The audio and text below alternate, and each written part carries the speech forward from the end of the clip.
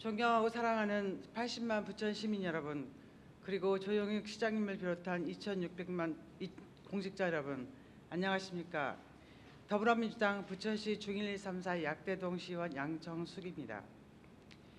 6월은 자유 대한민국을 위해 목숨을 바치신 선현들을 기리는 달입니다. 그분들의 뜻을 기리고 감사하는 마음을 되새기며 뜻깊은 시간이 되시기 바랍니다. 본 의원은 부천 판타스틱 영화제와 부천 국제 애니메이션 페스티벌 그리고 체육회에 관련해서 시정 질문을 드리겠습니다. 우리나라 및 세계 영상 산업은 메타버스, 증강현실, 가상현실 그리고 확장현실 등의 실감 콘텐츠의 영역이 발전되면서 창작의 원천 기술을 보유한 애니메이션 제작자들의 창작 제작 시스템 확장 및 응용이 이루어지고 있습니다. 우리 부천시의 좁은 면적과 높은 인구 밀도의 부천 아트센터, 만화영상진흥원 등 문화특화도시의 특성을 볼 때 무형의 자산을 최대한 활용하여 부천시가 가진 단점을 극복하고 새로운 기회로 삼아야 된다고 봅니다.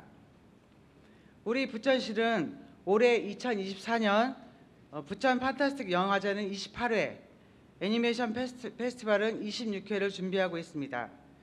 이러한 국제 행사를 준비하기 위해 다양한 유무형의 노력이 들어가며 이를 개최하기 위한 조직이 운영되고 있습니다. 조직들을 보시겠습니다.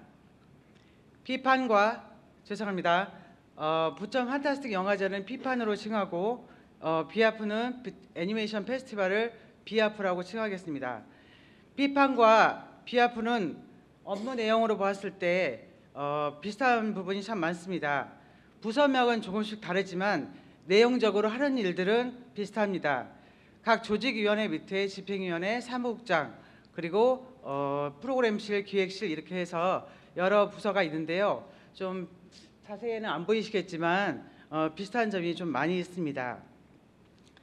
이러한 상황에서 볼 때 전략과 집중이라는 면이 고민됩니다. 중복된 조직은 축소하고 특색 있는 조직은 강화하는 방향으로 한정된 인력과 예산을 효율적으로 운영하는 방안을 마련해야 했다라고 봅니다.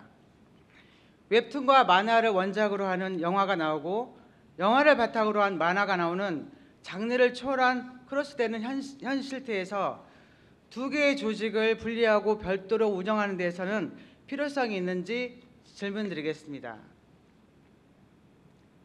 다음 슬라이드입니다. 전년도 저희 예산액과 사업명을 보았습니다. 두 행사에 소요된 예산과 관객 수는 피파는 62억 원으로 6만 명, 비아프는 21억 원으로 16,000명이라는 관객을 유치했습니다. 비아프는 예산 운영적인 면에서 비판의 3분의 1 예산을 투입하고 있는데 산출은 4분의 1 효율밖에 나오지 않는 상황입니다.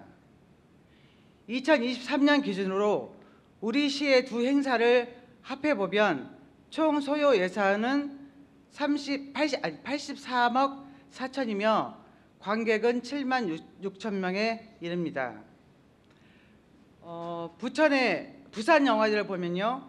부산 영화제는 109억이 들었으며 총 16만 명이 참석하였다고 합니다. 예산은 그렇게 크게 차이 나지 않는 반면에 참여한 관객 수는 굉장히 많은 차이를 보이고 있습니다. 본 의원이 제작문화위원으로서 두 행사를 지켜본 결과 애니메이션은 영화의 카테고리로 넣고 두 행사를 하나의 행사로 합치면 부스 비용도 줄고 또 예산의 효율적인 면도 분명히 있을 거라고 봅니다. 전문가의 의견을 들어보면 한 15%에서 30% 정도 예산이 절감할 거라고 예상되고 있습니다.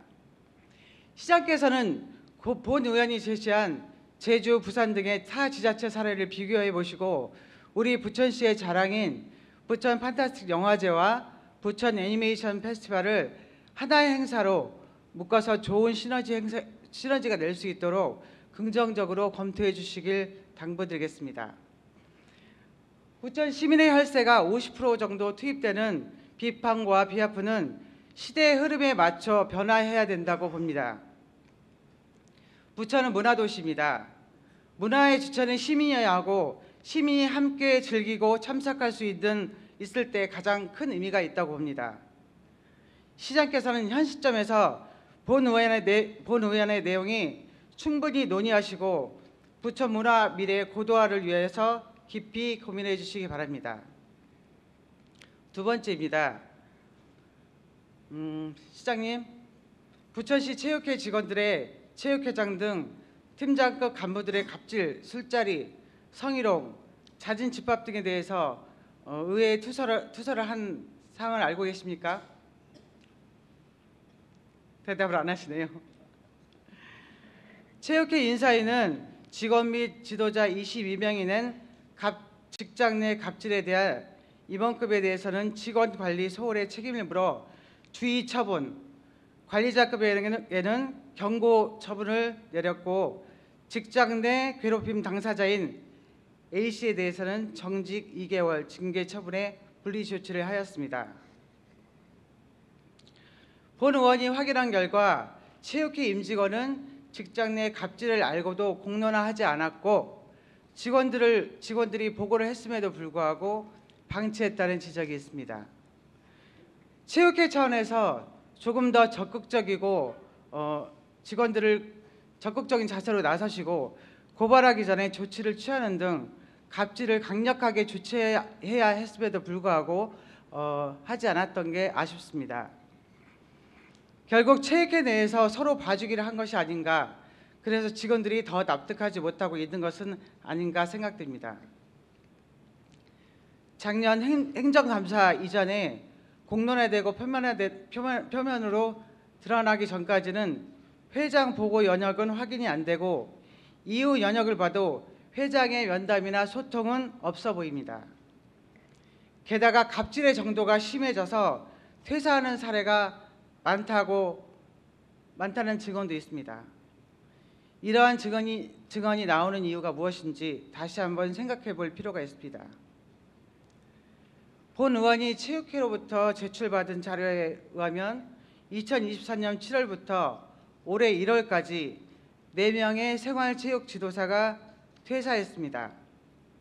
지도자 비율로 보면 25%에 해당합니다.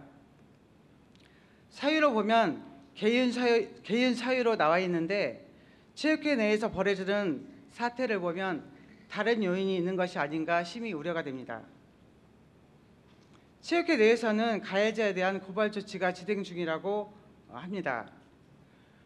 본 의원이 관련 법 규정을 살펴보니 근로기준법 116조에 따르면 직장 내 괴롭힘을 할 경우 1천만 원 이하의 과태료를 부과할 수 있다고 합니다.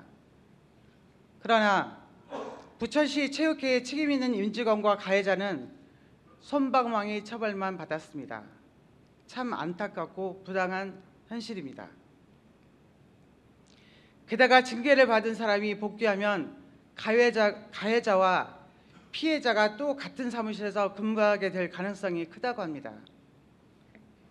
근로기준법 제76조 3, 제4항 및 제6항에 따르면 사용자의 조치 의무와 분리 금지가 명시되어 있고 벌칙 조항 또한 명시되어 있습니다.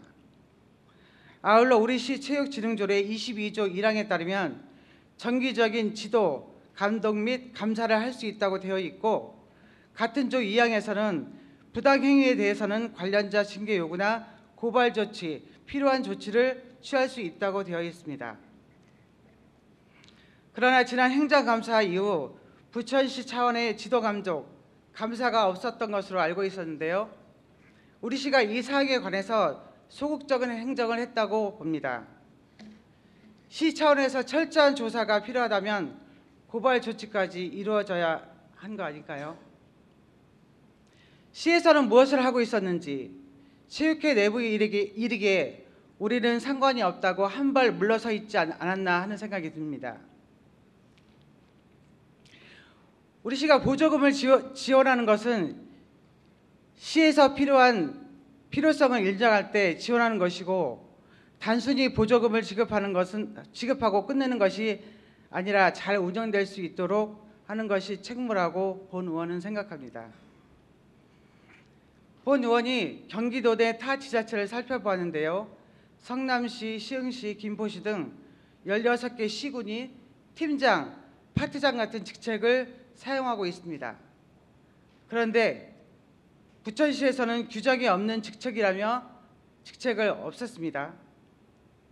규정에는 없었지만 사용해 왔다면 필요성이 있는지부터 적극 검토하시고 규정에 반영하는 것이 순리가 아닌가 생각됩니다. 가진 것을 박탈하면 분노하고 무기력을 느낍니다. 직급만 없어지고 결제는 그대로 하고 있다면 권한이 없는 결제를 하고 있는 것은 아닙니까? 체육 지도자들 업신여기시고 하대하는 것이 아니라면 적절히 검토하고 올바른 조치를 하여 주시기 바랍니다. 시장님과 담당 부서에서는 본 의원의 우려를 해소해 주시고 체육회 지도자들의 불만과 오해가 없도록 조치하는 데 적극 나서 주시길 바라며 원칙대로만 하는 행정, 별탈 없는 행정을 넘어서 따뜻한 행정을 당부드립니다. 잠시만요.